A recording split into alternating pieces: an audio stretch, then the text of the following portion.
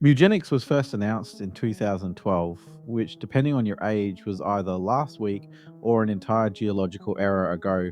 Back then, it was quietly put down early in development, feature creep, shifting focus, other projects taking priority, the usual indie graveyard story. For years, Mugenics felt like one of those games doomed to live forever in old trailers and forum speculation. But curiosity didn't kill this cat. After a very long catnap, Edmund McMillen and Tyler Glale dragged the project back from the dead, not as a nostalgia bait reboot, not as a good enough ship it relic, but as a fully realized, confident, and frankly unhinged tactical roguelike. 14 years later, Mugenics is finally here, and shockingly, it doesn't feel late at all. It feels deliberate, polished, dangerous to your free time. Let's get this out of the way early. Mugenics is deeply weird. The humour veers between absurd, dark, uncomfortable, and occasionally, did they really just do that? From the title alone, you know exactly what kind of experience you're signing up for. And I love that it doesn't dilute itself. This game feels spiritually cut from the same cloth as The Binding of Isaac, which makes sense considering the shared creative DNA. Everything from the visuals to the mechanics feels like it was designed by people who absolutely did not care whether it would survive a corporate board meeting. Eugenics could never be focus tested, and that's its greatest strength. It has a powerful sense of identity. You always know who made it, and more importantly, why it exists. It's uncomfortable in the way only art with conviction can be. At its core, Mugenics is a grid-based tactical roguelike, and it's a genuinely good one. You take a team of 4 cats into combat encounters where positioning, turn order, and ability synergy matter. On each turn, cats can move, attack, cast spells, or activate abilities depending on their build. Stats, class, equipment, everything feeds into how a cat performs. Enemies are varied, aggressive, and very happy to ruin your plans if you get sloppy. Poor positioning is punished, bad decisions are remembered, and victory feels earned. It's not revolutionary mechanically, but it doesn't need to be. What it does extremely well. Where Mugenics really separates itself is in presentation. The art style is crude, exaggerated, and bursting with personality. Every animation sells character. Every enemy looks like something that crawled out of a bad dream or a really weird cartoon. And crucially, the game is funny without undermining itself. In a genre full of grim military tactics and ultra serious sci fi strategy, Mugenics understands that sometimes you just want to think deeply while playing a stupid little cat. It's approachable, it's readable, it never overwhelms you with unnecessary information. Yet beneath that silliness is a genuinely deep tactical experience. That balance is incredibly hard to pull off, and Mugenics absolutely nails it. There are a couple of quality of life things I wish were here. You can't adjust a cat's movement path before committing, which can lead to accidental positioning errors. You also can't change which direction a cat faces before ending a turn, which occasionally feels restrictive. These aren't deal breakers, but they do stand out in a tactics game where precision matters.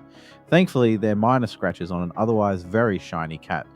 You start with access to a handful of cat classes, each with their own stat focus, spell pools, and attack patterns. A ranger trades mobility for long range pressure and crit potential. A mage leans into mana heavy spellcasting and battlefield control. As you progress, more classes unlock and things start to get spicy. Late game classes like the Butcher radically change how combat flows. The Butcher's meat hook, for example, pulls enemies directly into melee range, enabling brutally aggressive playstyles that feel incredibly satisfying. Party composition matters, synergies matter, and each run feels meaningfully different depending on the cats you bring. Replayability is baked in at a fundamental level. Equipment in Mugenics doesn't just increase numbers, it changes how cats behave. Items come with passives, modifiers, and often ridiculous visual flair. Pair this with level ups that grant new spells, stat boosts, and powerful passives, and suddenly you're crafting very specific, very dangerous cats. Importantly, the game handles randomness well. You're never wildly overpowered, but you rarely feel cheated either. When a run fails, it usually feels like your mistake, not the game flipping the table. That balance is one of Mugenics' quiet triumphs. Mugenics knows roguelikes can get repetitive, so it fights back with evolving NPC storylines, optional objectives, and a recurring, unkillable, cat hungry threat that grows stronger over time. Dozens of hours in, the game still throws new wrinkles at you. It never feels stale, and that's impressive. The soundtrack deserves special mention. It's catchy, absurd, and perfectly matched to the game's tone. Each boss has its own theme, and hearing a new track kick in during a major encounter creates genuinely memorable moments. This is a ridiculous game, but the audio work is taken seriously, and it shows. My main criticism is that Mugenics allows players to fall into failure loops. If your entire team wipes, especially in harder areas, you lose more than progress. You lose your best cats, their equipment, and valuable genetics. This can force you back into earlier zones just to rebuild, slowing momentum and making progress feel grindy. Quest items from certain NPCs make this worse. These items often apply severe debuffs and must be carried to the end of a run. They're optional, but that's not immediately clear, and they can dramatically increase failure rates. Eventually, I stopped engaging with them entirely. It's a design issue worth noting, but not one that ruins the experience. Despite a few rough edges, Mewgenics is a fantastic game. It's weird in the right ways, deep without being intimidating, funny without undermining itself, and endlessly replayable.